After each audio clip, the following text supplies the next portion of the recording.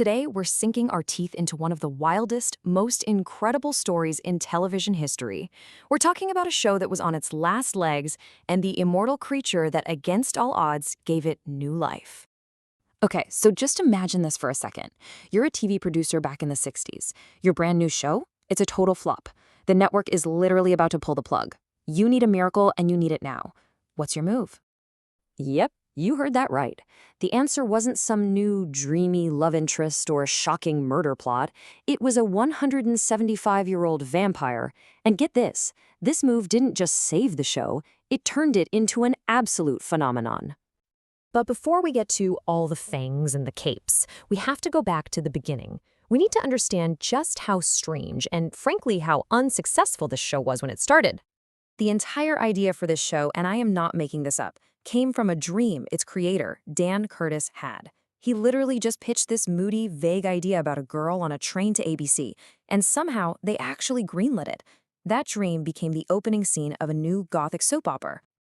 So when Dark Shadows premiered in 1966, it was just, well, it was slow.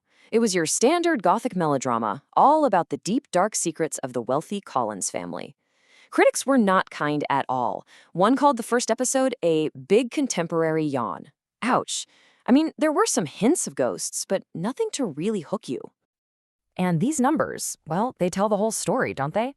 While the top soap opera was pulling in these massive ratings, Dark Shadows was just languishing at the very bottom. Out of all 13 soaps on the air at the time, it was dead last. So, with cancellation right around the corner, desperation kicked in, and that led to one of the biggest, craziest gambles in daytime TV history. It was time for a Hail Mary, or maybe we should call it a Bloody Mary. And you know, what's really wild is just how dire the situation was. The network flat out gave them an ultimatum. You've got 26 weeks to turn this ship around, or you're done. The clock was officially ticking. So Dan Curtis just decided to go for it. I mean, what did he have to lose, right? He'd always wanted to make a vampire movie, so he figured why not just throw one into his failing soap opera? And just like that, Barnabas Collins, a tortured, cursed vampire from the 18th century, was born. So let's just break this down. The show premieres, it's a dud, and the cancellation notice arrives. Then, in April of 1967, actor Jonathan Fridge shows up as Barnabas Collins. And here's the kicker. He was only supposed to be a villain for about 13 weeks. But, the audience had other plans. What happened next was totally, completely unprecedented.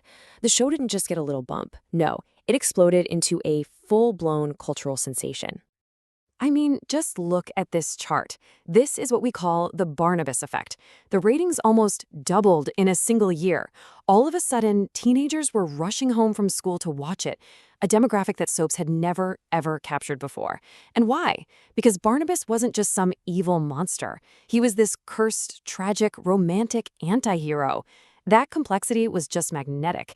Dark Shadows became ABC's highest-rated daytime show. At its absolute peak, that translated to 9 million viewers every single day. This tortured vampire wasn't just a character anymore. He was a pop culture icon.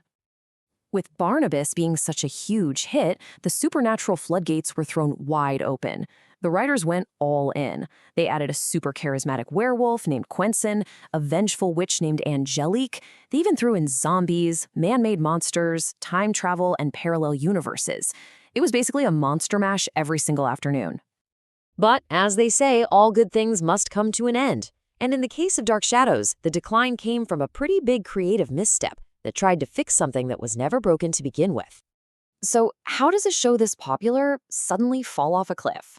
Well, this slide breaks it down perfectly. On the one hand, you have everything fans absolutely adored. The classic monsters, the Gothic romance, and of course, Barnabas as that complex hero. But then, you have the Leviathan storyline. It was this weird, abstract plot with villains you never even saw, and it reduced the mighty Barnabas to just a pawn in their game. And the fans? They absolutely hated it. The ratings just plummeted. After an incredible whirlwind 5-year run, ABC canceled Dark Shadows, and it really seemed like the story of the Collins family was finally over. But you know, a lot like its most famous character, Dark Shadows simply refused to stay in the coffin. Its influence and its story, they were far from dead. Just take a look at this afterlife. The franchise has had feature films, a big primetime TV remake in the 90s, that huge Tim Burton movie, and get this, to this day, there's a successful series of audio dramas with a lot of the original cast. And the fans, my gosh, the fans are the real reason this legacy is still going strong. The Dark Shadows fan community is absolutely legendary. They have annual festivals and a passion that has kept this flame alive for over 50 years. Which really brings us to our final thought. The network might have pulled the plug, but the story, it never really stopped, did it? It kind of makes you wonder if cancellation is just a temporary state for a show that truly captures people's hearts. So, what do you think about the incredible story of Dark Shadows? We'd love to hear about it, so let us know down in the comments. And of course, don't forget to like and subscribe for more deep dives like this one. And one last thing before you go, what piece of TV history should we tackle next? We'd love to hear your suggestions. Thanks for watching.